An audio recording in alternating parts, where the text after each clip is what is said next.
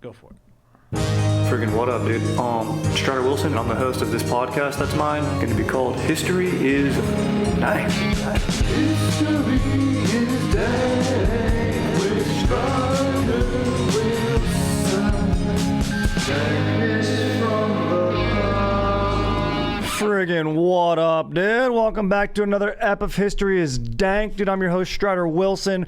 We got Aaron on the sticks. Dude, what up, Aaron? What up? Freaking legend, dude. The Baron of the Buttons, dude. Cream himself. Did we land on that? I think, yeah, call sign cream is the way It's to be. just beautiful, dude. You got Dart and Cream in here, just ready to operate, dude. And let me tell you something. You could be my wingman any day. Bullshit. Be mine. Dude, I mean, I'm just posted up right now. We got an episode just freaking a little bit different than the number 4. It's going to be about Alexander the Great. Okay. And there's so much movie, right? shit. Yeah, dude, speaking of shit. Dude, that movie's so bad, bro. And I'm a Colin Farrell. I love me some Colin Farrell. That's my boy. Colin Farrell, Rosario Dawson's topless. I mean, Yeah, yes. Angelina Jolie's in it. How do you go You wrong? have Val Kilmer, speaking of Top Gun. Oh, wow. Who plays Philip, Alexander's father. I mean, they do hit a lot of the beats. It's just like, they get into Alexander the man a little bit, and who is interesting. And you go, why does he conquer? And I'm going to try to answer these questions. And the best way to do it is, I was just cruising around on YouTube, dude, like a friggin' Gen Z, dude. Actually, maybe they're on TikTok, probably like a millennial or like a retired dude. And I kind of going to balance both, you know what I mean? Like, retired dudes checking it out on Facebook. that is true. They're watching YouTube clips through their Facebook and then getting lost going, wait, this bounced me to a different website. What is this website? It's YouTube. Because it's not embedded, dude. So Yeah. old dudes have problems with that, and I get it because I got them too. And then they're watching, about how to fix up a piece of machinery. Or this video that I watched, which was about, it was just entitled The Greatest. I was like, I want to see what a sick-ass speech is, dude. You got that dank-ass speech. It's a performed speech from Charlie Chaplin and The Dictator. And then, you got written one's Hamlet. But I was like, what's the best speech, ever given, in reality? Who's given some fire-ass speeches, Mm-hmm.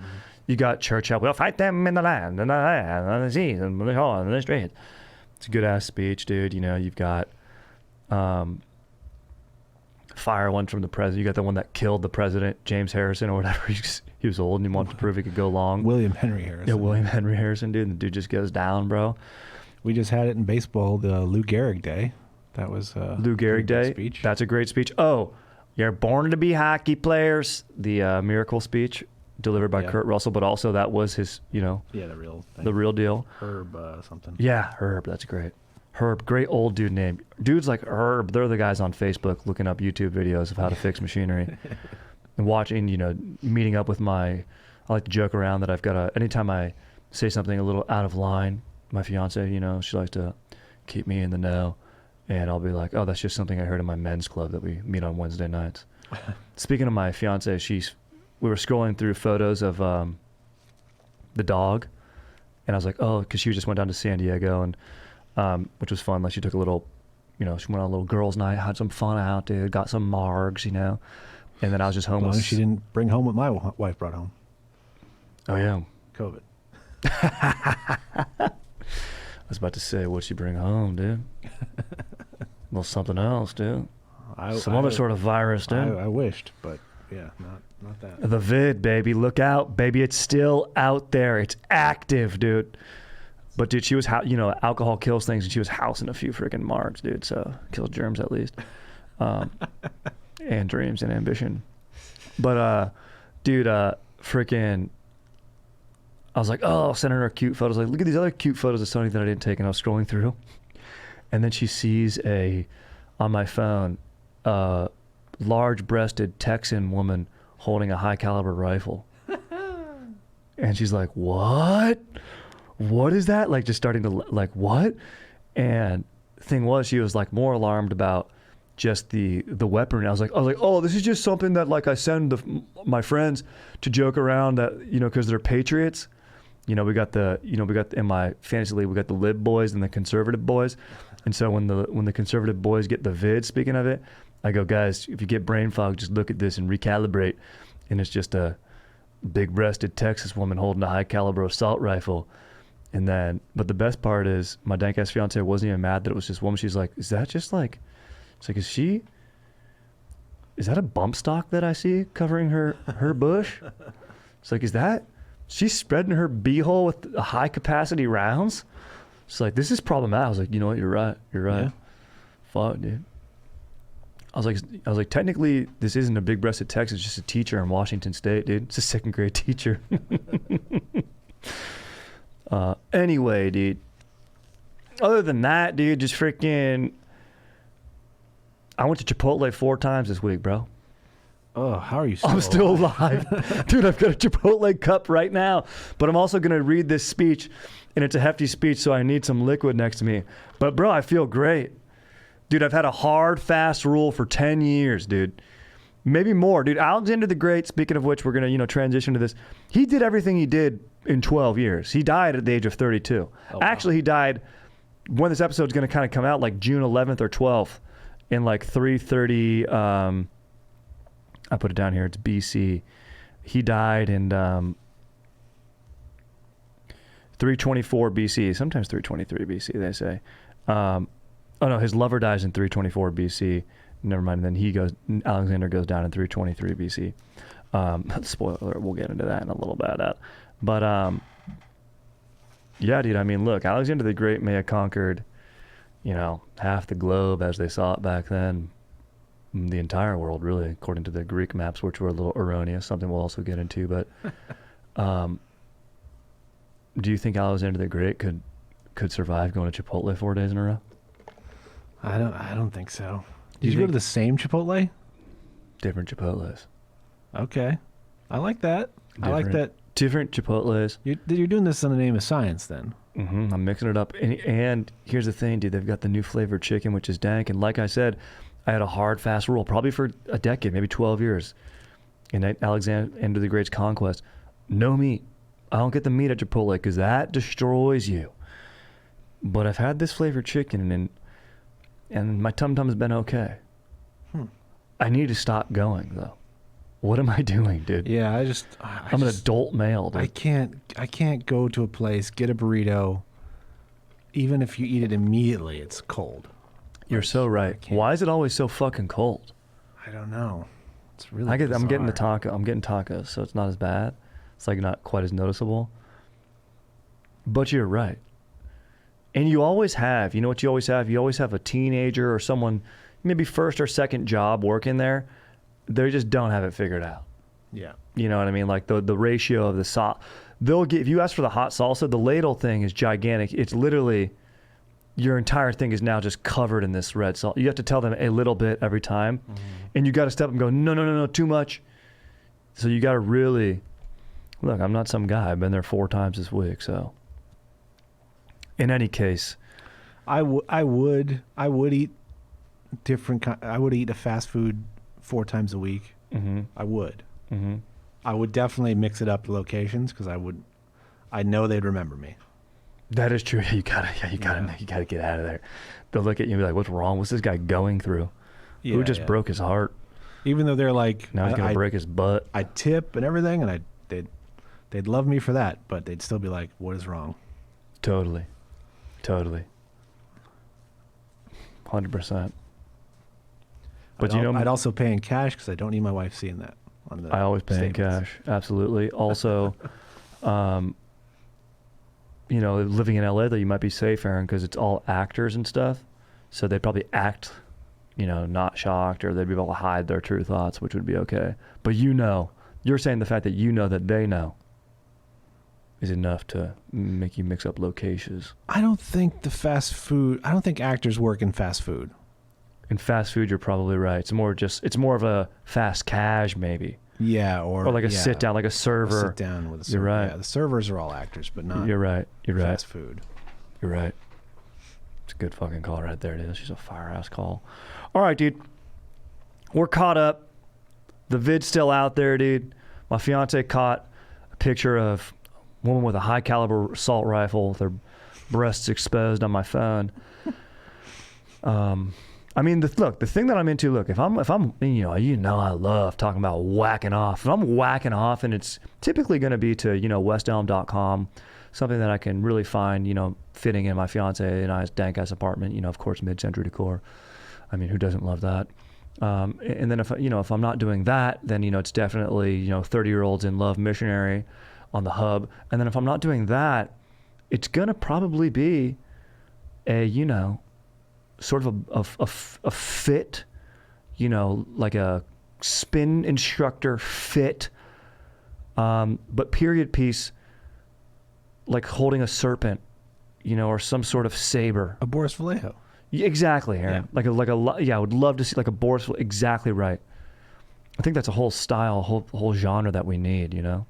Yeah, and how can you feel bad about yourself after jerking off to high art? That's art. Right. Thank you. Try to convince my fiance of that. Maybe if it was a laser gun, that'd be cool, like a futuristic laser gun. But when she was sucking on a hollow point 50 cal round, she didn't like that. All right, here we go. We're getting into Alexander the Great. But before that, real quick, before that, I just want to give a big shout out to Upstart. Upstart has helped over 1.8 million customers on their path to financial freedom. It's so important to get your finances in order. And just to, limit yourself with that stress of, having high interest debt or if you have a high interest credit card debt, that's not good. And Upstart is going to help you say goodbye to those things. And one of the first steps towards financial independence. But the interest month after month can feel like you're in a never-ending hamster wheel. That's where Upstart comes in. So don't wait. Check your rate today at upstart.com/dank. Loan amounts may vary. Go to upstart.com/dank. All right. This speech of Alexander is delivered at Opis. Where is Opis, dude? That sounds like a hip LA restaurant where they serve some sort of that's owned by an actor. And they served like some sort of high-end cod or something like that. It's not that. It's not a sushi place in Malibu. Opis is the lost city of Babylonia. It's the southern. It would have been located in the southern part of modern Iraq. Although the location of this ancient city has not been definitively established, it is thought to have been situated on the Tigris River near the Diyala River. Okay, so. Picture you're in like Iraq. You're sort of in the cradle of civilization, Mesopotamia type area of Babylon, right? And we sort of ask this question, like, what exactly, we know Alexander's like a conqueror, right? And then Hellenism is this spreading of Greek culture, which he's responsible for. And he's probably, and this is all taking place before Jesus. Like I mentioned, he dies in 323 BC. He did everything in a span of 12 years, which is pretty crazy. The dude was, you watch the movie, he was a booze hound. He got hammered. He had a huge ego, and but his men were loyal to him, but to a degree. And after a point, they're like, I was like, why did he feel the need to conquer like this so much? You know what I mean? Like, why? Like, didn't he have enough? And he did. And his men finally were at one point like, dude, we've got enough. And then Alexander goes on to deliver this quote, greatest speech in history, which then I read it and I listened to it on this YouTube video, and check the sources and stuff. You can find it in there if you want to listen to that, although I'm going to deliver it here in a fire way. Fucking, it's such a gaslight. It's hilarious, dude. And we'll get into all of that. But first, a little bit just about Alexander.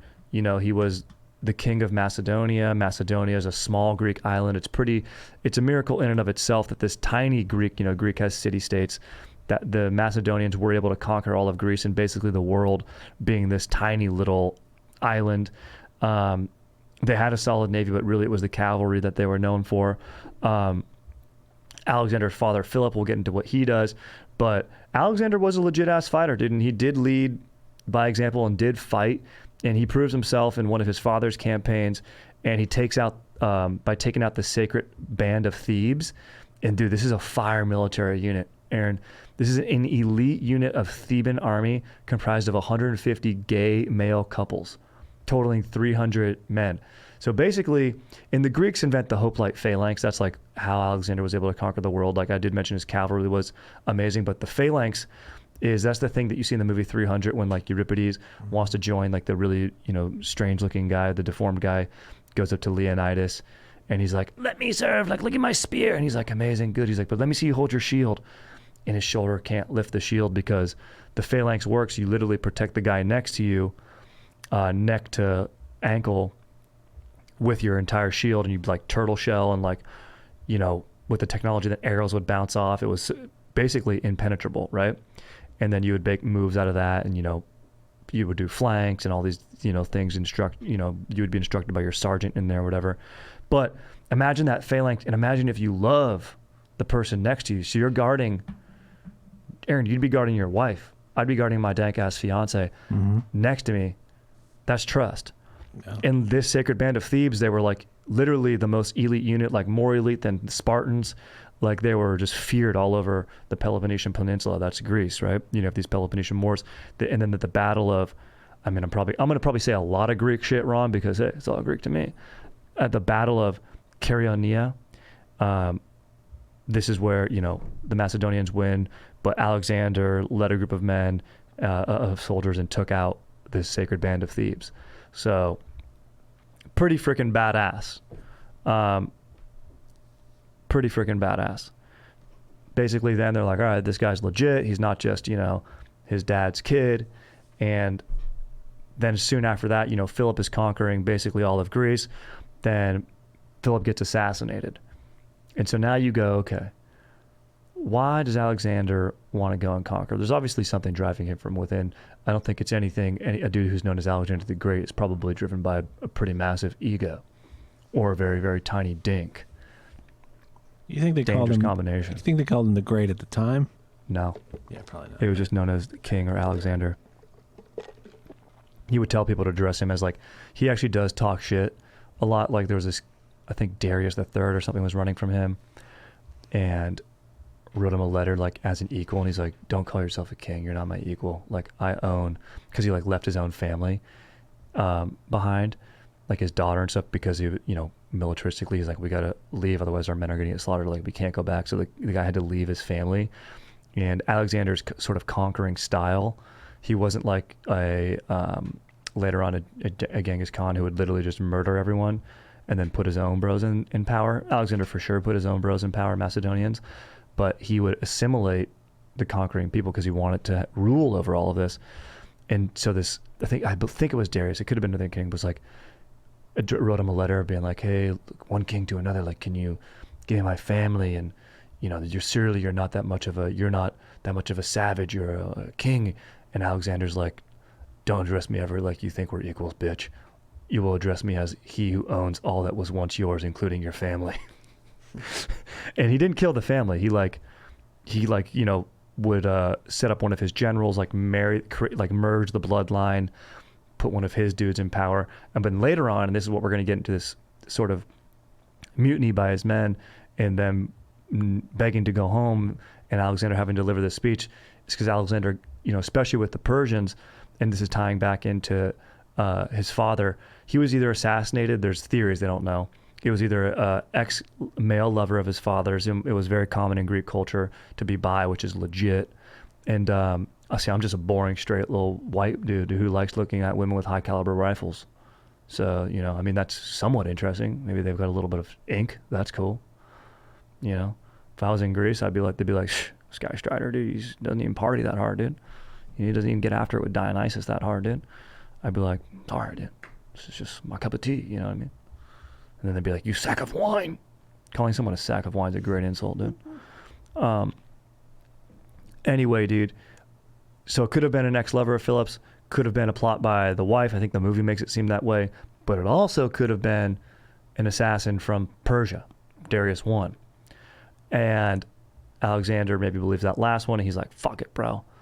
I'm going to go on and take out these motherfucking Persians. I'm going to go do this in the name of my father, and, you know, Greek and honor and sins of our fathers and loyalty, like, it's huge. So people in bros are going to be able to get behind that, especially since he was the king and now Alexander's the king and he's saying, we're going to go do this.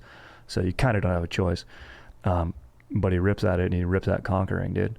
But he still can't probably eat Chipotle 4 days in a row.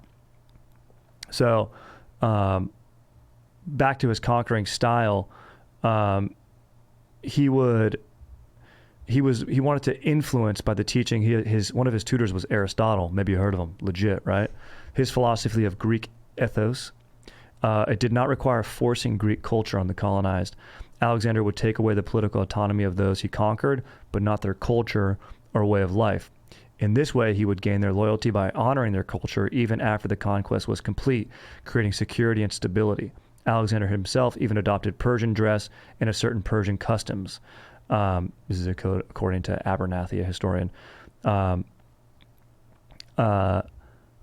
So basically, you can see in that he wants to assimilate and create a civilization. He becomes obsessed. He builds Alexandria, builds his capital in Egypt, away from Macedonia. These are things that kind of upset his men. You know, there's this term barbarian. Greeks, it's funny, and I've mentioned this before, they say, oh, all Greek to me, but the term barbarian comes from Greeks saying that's how it sounds when other people talk, like bar, bar, bar, bar, bar. That's what it comes from, basically them mocking other cultures. But Alexander's like, no, you fucking Philistines, bro. We're going to assimilate these cultures. We're going to rule them. We're going to make bank off of them, dude. So he also Alexander is quoted as saying, is the entire world should be our slaves. They need to come and work for us. Let's see. And we're going to get into, let's see here. You know, and we're skipping around, and I want to just really focus more on this speech, but he conquers a ton of shit. He gets into India, which is more of modern day Pakistan, but according to their Greek maps, the world ended in India, so that's where Alexander thought it was the end. But then he comes to this other big ass desert, and this is sort of bringing us up into our speech. He's like, dude, no, we're going to go across this desert. He's going to divide his forces. He's going to like send the Navy around, and then he's going to send all the heavy equipment on a safer trail. But then he's going to cross with his men and cavalry across this desert, which is like super vast and never been crossed with a force that size. And all of his men are like, dude, why are we even doing this? We already own everything. And Alexander's like, and then he's going to give this speech and tell them that why they're going to do it. But he actually does get some losses and turns back, but he wants to go back, and that's where the speech comes at Opis, because he's in Babylon. He does end up fighting in India, which is actually more modern day Pakistan. He fights this, they use elephants. This is like the campaign that you see with the elephants in the movie. There's like 200 elephants. They cause a lot of casualties. Alexander uses the terrain really, really well. Moves north, crosses, and you see his cavalry leave in the movie. The movie does a pretty good job of mapping out the actual battle, and it's pretty cool how well documented Alexander is, because there's a Roman, and that's where we get this speech. It's written out by a Roman historian named Arius. Let me look up the name. Actually, a little bit better. Fuck, I've got it somewhere else in my notes. Aarian, dude. Aarian. Aarian, dude. Aaron, how do you feel about dudes that have names that start with 2 A's? Fuck off. It's just me. I'm looking at you, aardvarks. Dude, you have any other shit to add? Aardvarks, dude. Isn't that the first word that appears in the dictionary? Mm-hmm. Fucking sick fact, dude. So he wants to cross this big ass desert. His men are over it. He still forces them to. A lot of dudes die. He does end up defeating this king. There's different kings in quote India, like Pakistan. There's tons of losses. He flanks the elephants. He rides up this huge ass river. That's what I was mentioning from the movie. Goes through this canyon. The king's son chases them down. Doesn't realize how many men that Alexander had. Also, he has the most skilled and battle-hardened cavalry in the world. So they're just better at fucking riding horses and murking dudes than any other people on horses. They go around. They're able to flank the elephants. And they use large spears. Elephants end up getting perturbed and trampling. The Indian, this king's name's Prus, Prus. They kill his men as well as some of Alexander's. So it's just a crazy mess, according to these historians. So after that, they're like, all right, dude, we're done. We've traversed Gedrosia. Like, we're over this. That's the big ass desert. And Alexander's men, he's like, there's something at Opis too, where like he's been going on the road, freaking, you know, doing this. It's called the Anabasis, Anabasis. It's like and that's what this comes from. This work by Aarian, the Roman, 2nd century Roman historian.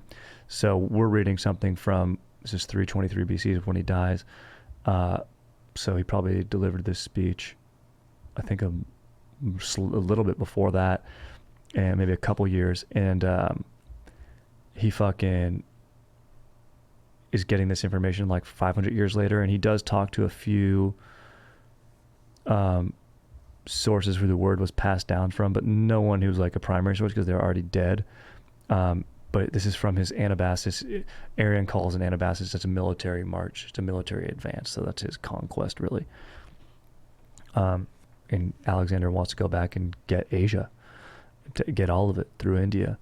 And his men are just kind of tired, dude, at this point. And they're turning on him. And Alexander's like, bro, how can we let that happen? And so he's about to deliver this speech after sending, he sends home the retired soldiers, some of the Macedonians. There's like 13 ringleaders who are like, look, he's replacing, look, he's not even putting his bros in command positions anymore and like marrying them off.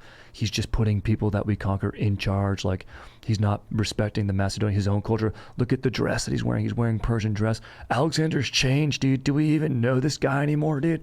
Do we even know him? And as a bro, I can relate to that. You know what I mean? If I can see a dude, you know, went to college their first year, came back, and it's like, now this guy's got a pierced lip. It's like, what? Who are you now, dude? We used to crush tall boys together, and now you've got a pierced lip. You listen to you quote Morrissey. What's going on here? The Smiths? I mean, the Smiths are tight, but you don't need to rep it that hard. You know? So bros don't like when bros change, dude. You know, you got to run that by your boys. And Alexander's their leader, and so these guys are feeling betrayed, and more than that, maybe it's going to hurt their pockets. So what Alexander does is gnarly. And I'm going to tell you right now, and the speech that he delivers is gnarly as well. But before we get into that speech, once again, I want to remind you about Upstart, dude. Look, Upstart has helped over 1.8 million customers on their path to financial freedom. And look, it can be hard to see the light at the end of the tunnel when you have high interest debt. And sometimes it can be even harder to ask for help. That's where Upstart comes in. Look, it's important to get your finances in order, and lowering your interest is very important, dude. And I'm lucky to have my fiance in my life. She was the one that helped me get it. You know, I was parking whips, scoring fat tips, and she's like, are you saving? And you know, are you living on credit debt? And, you know, the first step is you got to pay off those cards and say goodbye to high interest credit card debt. And she helped me make that first step, and Upstart is here to help out you make that step. And luckily it's all online with simple and easy to understand payment terms. And you can check your rate in minutes for loans between $1,000 to $50,000 without impacting your credit score. And you can even receive funds as fast as 1 business day after accepting your loan. So they'll check factors like your income, employment, and other information. Provide it in the loan application to find the smart rate for you. So don't wait and check your rate today at upstart.com/dank. That's upstart.com/dank to check your rate today.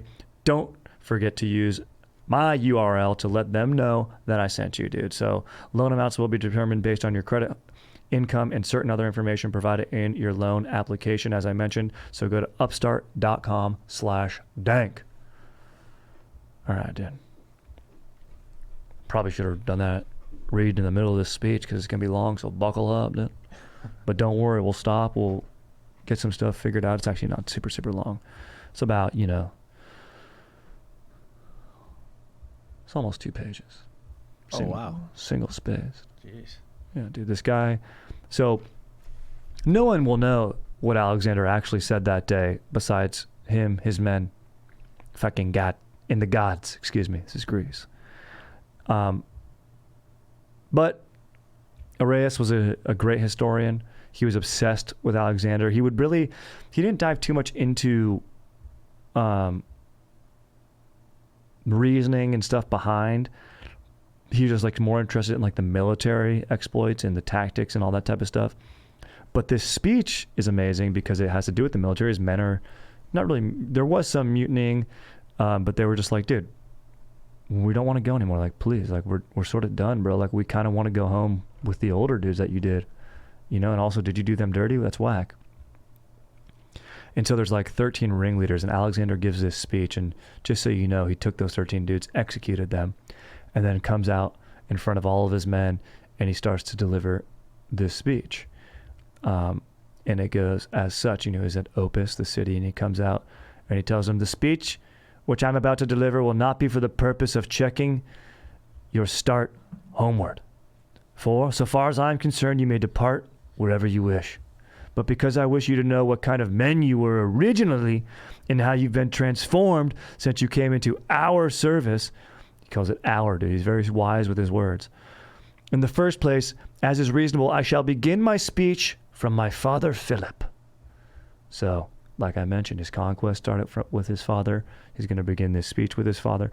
And what I liked about this speech is that you hear from him, of course, through Arius, or is it fucking Aarian, dude? What's this fucker's name, dude? Aarian, dude. I don't know why I keep saying Arius. It just sounds tight, dude. Arius just sounds like an electric car. But this fucking dude, Aarian, dude. Gotta take a sip of my Chipotle cup, dude. I've just been fucking housing this right now. I feel like a tank. I feel like I could run a marathon, Aaron. Speaking of Greece.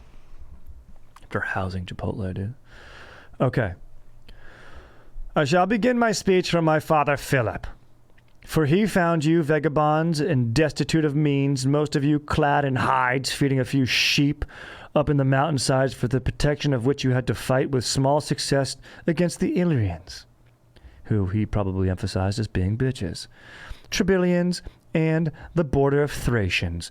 Instead of the hides, he gave you cloaks to wear, and from the mountains he led you down into the plains and made you capable of fighting the neighboring barbarians. I don't think he would have used this word barbarian here. Like I mentioned, Greeks, actually no, he would have, neighboring barbarians, so non-Greeks.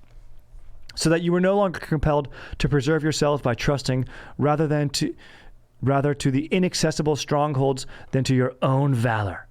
He made you colonists of cities, which he adorned with useful laws and customs, and from being slaves and subjects, he made you rulers over those very barbarians by whom you yourselves, as well as your property, were previously liable to be plundered and ravaged. He also added the greater part of Thrace to Macedonia, and by seizing the most conveniently situated places on the seacoast, he spread abundance over the land from commerce and made the working of the mines a secure employment. He made you rulers over the Thessalians, of whom you had formerly been in mortal fear.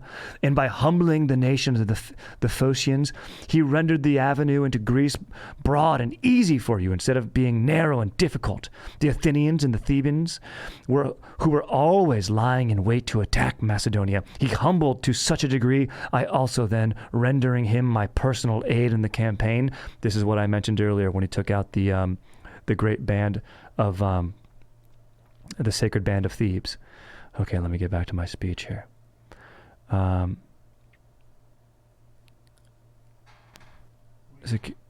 what's up, Aaron? When he took out the great band of Led Zeppelin. I took out Led Zeppelin. Let you all ramble on. The levee is broken.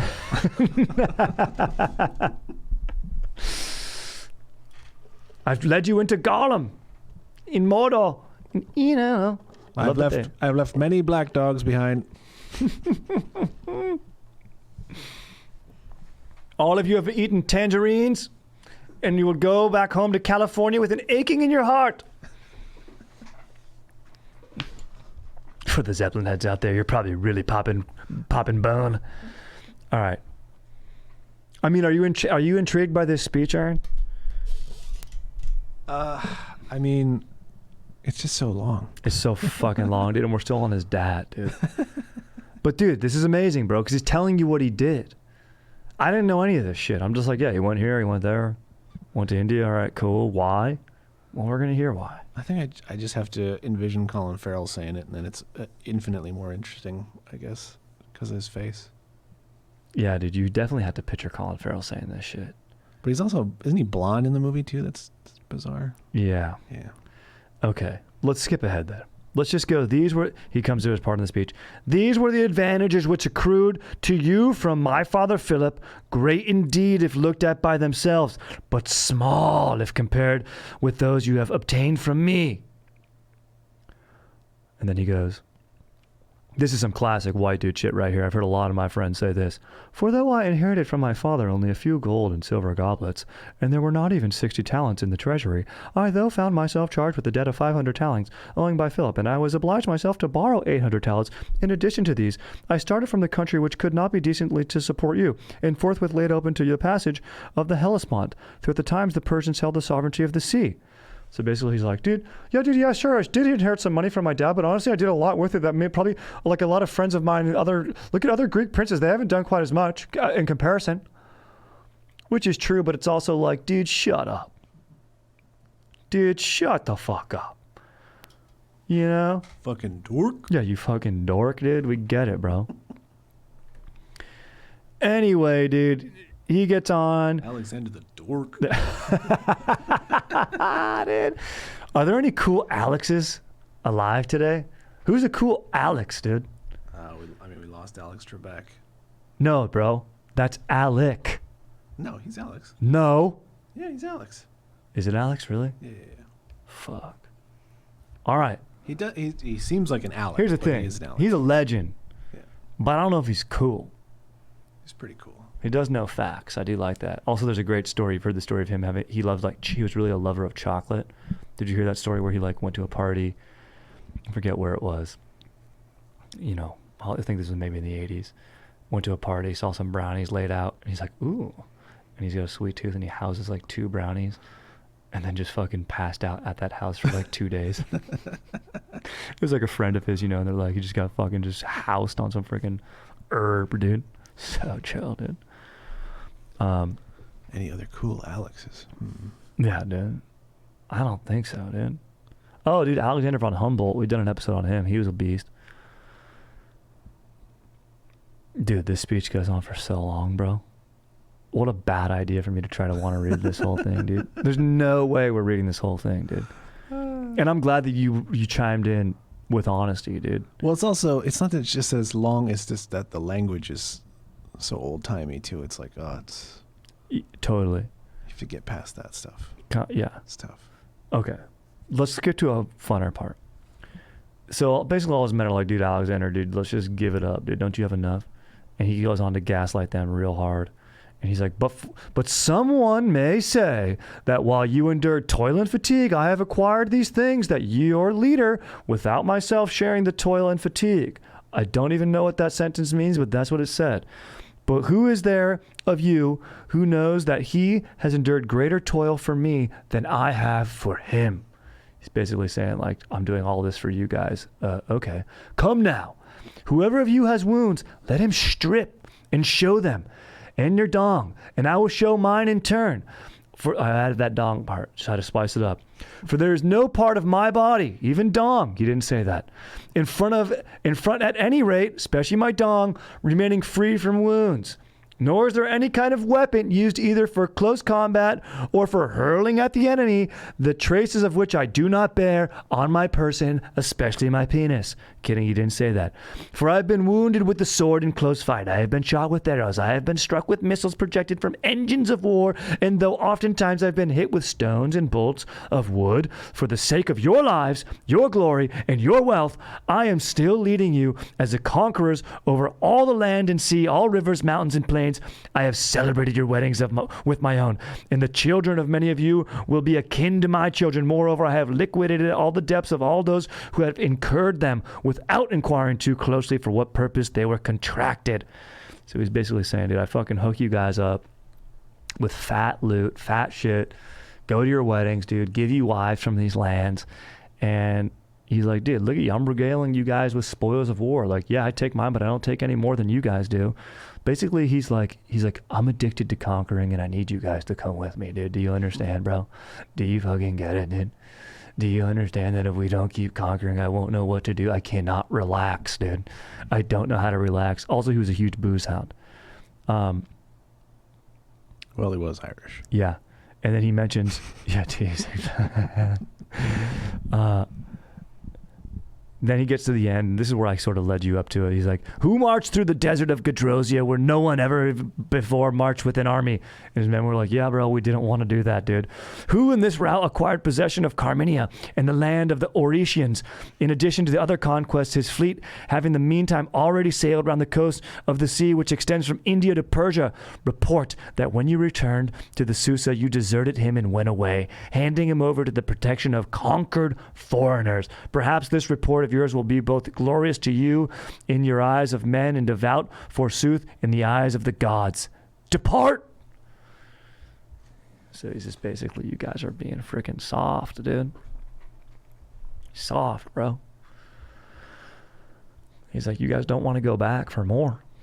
It's going to be Gedrosia times 10, but you guys don't want to go back? And basically you're like, okay, why does Alexander want to keep going? A little bit before this, they say, and this is in the movie, his lover dies in 424 BC, Hephaestion, and he's like the leader of the cavalry. He gives him like a king's death. He like trims the horse's tails and manes. He fasts. He doesn't even drink or eat for a while, which is something that you'd really only do for a king. Also tough for Alexander since he was a heavy drinker and substance abuse. But once his lover dies, he's distraught, dude, and he's just like, we need to keep campaigning, dude. There's no reason to do anything, bro. Think about that, dude. This is the freaking Sacred Band of Thebes had it right, dude. Go into battle with people you love, dude. Your brothers, you know what I mean? Brothers and lovers, I mean, that's fire. So he was there with his lover, and the Macedonians, they're all, he would refer to them all as his kinsmen, right? He's his kin. So basically they weren't feeling like family. And the best part is that this gaslight works. There's this dude by the name of Calinus.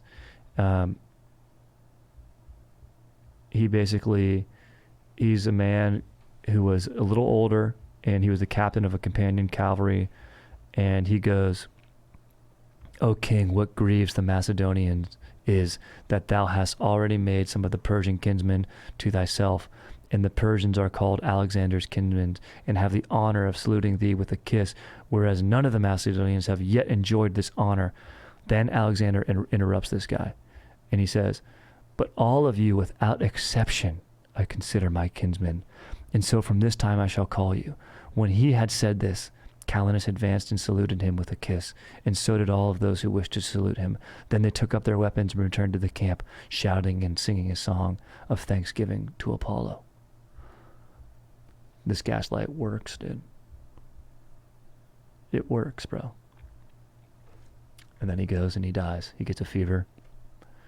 Lasts for 10 days. People say, oh, maybe it was a poisoning. Maybe it was something else. They really can't confirm it. All they do know is that the bro had a fever for 10 days straight and then died. You don't exactly live if you have a fever for 10 days straight. No. You don't live if you give a speech that long.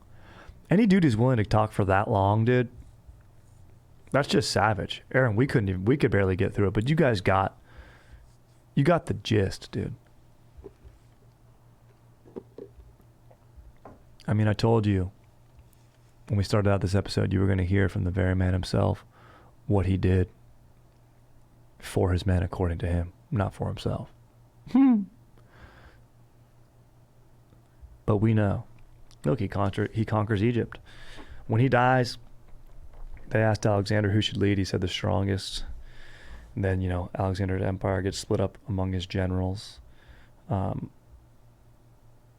His generals' names were Cassander, Ptolemy, Antigonus, and Seleucus, known as the Diadochi, or the successors. Ptolemy, most famously, goes to Egypt. The Egypt that we know from the movies in Hollywood and stuff is not ancient Egypt. It is quite ancient and old, but like the Cleopatra, that's a Greek name, and Ptolemy was a Greek general, and the Ptolemies were the rulers of Egypt of the time, like when we see mummies and stuff like that, and had their own impact on the art and everything like that. Egypt's fucking legit, dude, so that's a fun little fact right there if you didn't know that, dude. Wow.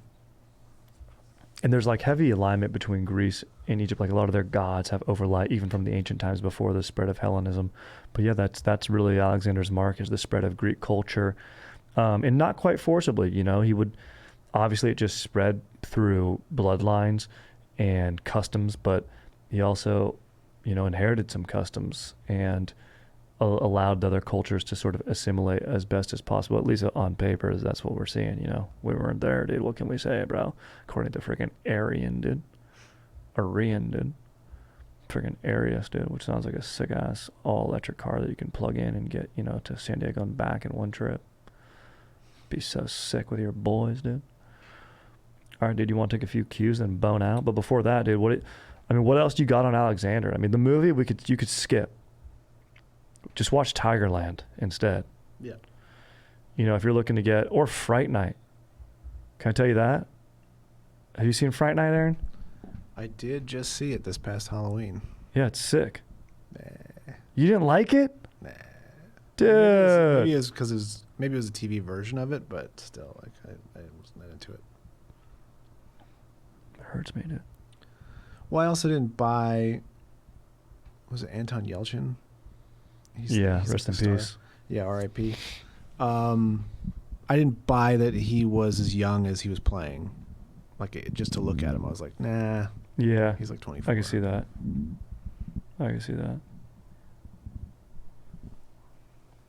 Getting a lot of suggestions here, but I want a cue. I'm looking up a dank ass cue right now. I always love suggestions, and I love fire shout outs even more, dude. Love them, dude. I get fired up on them, dude. We've kept it high and tight. But we got to do it. But we got to do it in a question before we bone out. We can't just not do a question, dude. Let me go to my DMs, actually. Let me go to my sick ass DMs, dude. Sick ass DMs. Am I starting to feel that Chipotle? No. No, dude. I feel great, bro. I feel friggin' Alexander the Great right now, bro. That's how I feel, dude. Fucking sick as hell, dude. I don't even know if I knew that you could get tacos at Chipotle. Yeah. And you can get a bowl, you can get a burrito, and a quesadilla. I've never had tacos. But yeah, that would be a lot less filling. Here's a question. Tiesto in Vegas tonight? Let's rally. What a legend, dude. I mean, that's fire for me. Invites are always legit, too. Email them, though, dude. StriderWilsonTrez@gmail.com. You know, Alexander the Great did some gnarly shit. He was a gnarly dude. You know, his men got a little bit tired. I didn't know that. You always think of these guys as like the soldiers having no personality or anything, but they were the best cavalry in the world. And I think Alexander did I think he believed every word he was saying. I think he was blind to that gaslight in that speech. I think he was literally like, I do this for you guys. He probably did convince himself a lot of that. I think, you know, he probably had a difficult time with emotional honesty. But his influence is... For the most part, he's in his 20s, right? Like he died at 32. Yeah, the most part, he's in his 20s. Yeah, so, I mean... He's young. He even died kind of young for that age or for that era, you know? It's a miracle that he didn't die. Yeah, like you said, he had tons of injuries. He would lead the cavalry. He would fight. So gnarly, dude. To imagine that day, dude. Imagine going through that. It's pretty incredible just to think about how much land and terrain that they covered on this Anabasis in 12 years. It's so gnarly. Well, I was thinking about during the speech, too, like, when he mentions missiles and stuff like that, which he obviously doesn't mean missiles, but like the idea that there was warfare before projectiles, like even before arrows, first and foremost. But it's like, oh yeah, that was certainly gnarly to be hand to hand with everybody you fought, but like you didn't have to worry about being hit from a distance, like from the air or whatever, like. Yeah. Or no, these guys would use arrows too. Yeah, I'm just saying, like, I was thinking about that beyond the speech. Like, holy shit.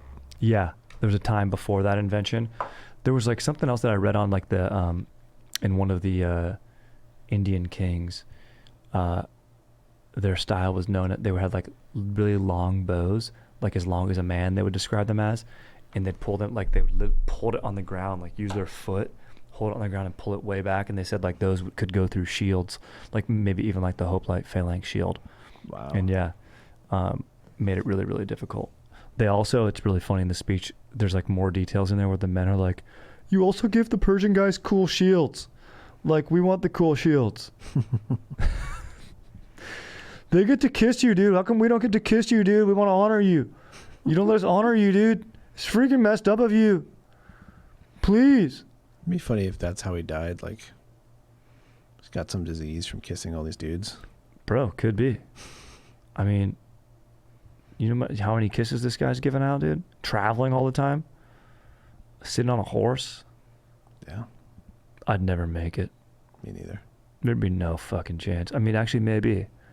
Honestly, 4 days in a row at Chipotle is one of the gnarliest excursions I've ever gone on in my life. And it has made me stride the great metabolism. The metabolizer. Alexander the Great's the conqueror. I'm the metabolizer. All right, my dudes. Freaking fire ass up. Stoked to be back in the house with Aaron the Legend, dude. Beast on the sticks. Alexander the Great also.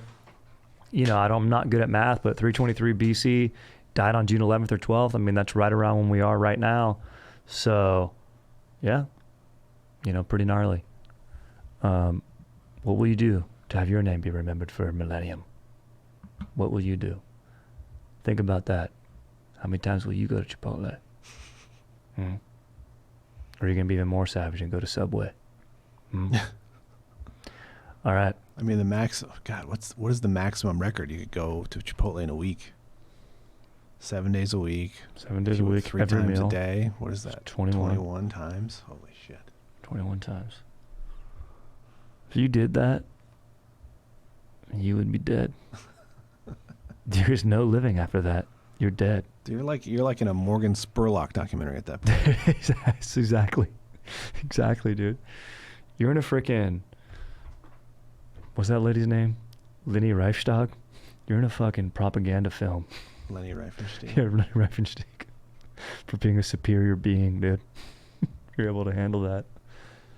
Savage, dude. All right. Freaking just stay stoked. Be dank. Stay safe. Send me some cues and some shout-outs. I want some cues and shout-outs, dude. Check out the Patreon, as always. Thanks to the sponsors. Thanks for Aaron Beast on the Sticks, dude. Freaking stay stoked and late, dude.